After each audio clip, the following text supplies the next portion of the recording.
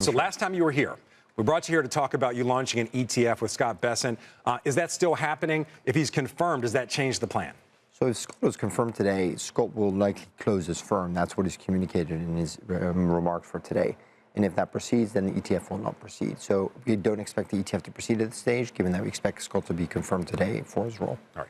Last time you were here, we talked a little bit about the strategy in this ETF. If it were to launch, it's kind of like a look at macro. It's going to have currency and things like that in there. I know you have seen him since we last spoke. I believe you saw him in the Bahamas. I believe at some type of economic conference. When you talked to him, did you talk his view on the markets, the global economy? I mean, what was the conversation? I mean, I think the views on economic policy are evolving pretty fast. I think the general consensus is that there's a need for tariffs. Tariffs will have both a short-term and a long-term role. He mentions it today in the context of national security, but it's also going to be used for negotiation. I think in the past, tariffs were maybe seen as a negotiating tactic, a loaded gun on the table. Today, they're definitely a reality. I think the question is, how fast do they come? Which countries do they come to? And also, where are they used tactically or where are they used from a negotiation perspective? So you mentioned his thoughts about a number of things were evolving. It seems like the administration's thoughts when it comes to tariffs seem to be evolving according to reports. The idea of gradual tariffs to kind of mitigate the shock that they could potentially create. You have an ETF, the RSHO ETF. It's kind of a reshoring, nearshoring ETF.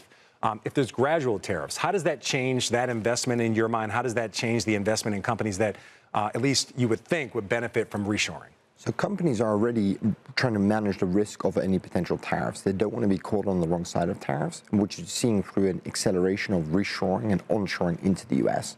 That's companies bringing supply chains, manufacturing back to this country.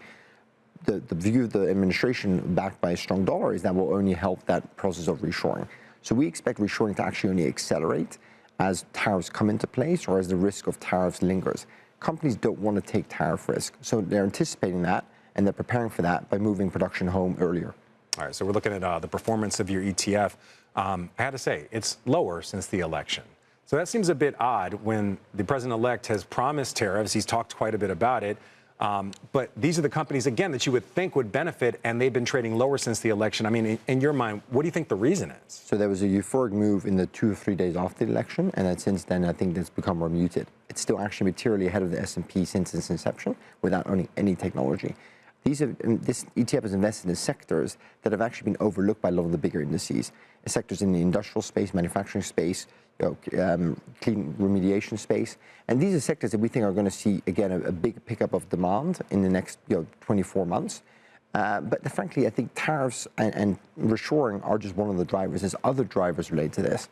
Tariffs are going to be here. I think the question is which countries, how fast, and how much. All right. So with you saying that, any plans to rebalance it based on some of the commentary that we're getting from the administration, the idea of gradual tariffs? We saw Scott Bessent just talk about strategic security of supply chains and things like that. Does that change your view on exactly what this reshoring, nearshoring narrative is and the companies that should be in this ETF? Yeah, so we will be also investing in some companies that we think actually also focus on strategic resource allocations in the U.S. and really that are helping some more strategic industries from the Trump administration's perspective. We don't do anything on the big technology side. That's deliberate. Our view is that there's enough ways you can get that exposure. And we think actually that reshoring is least likely to be benefiting big technology, rather middle America, manufacturing and industry.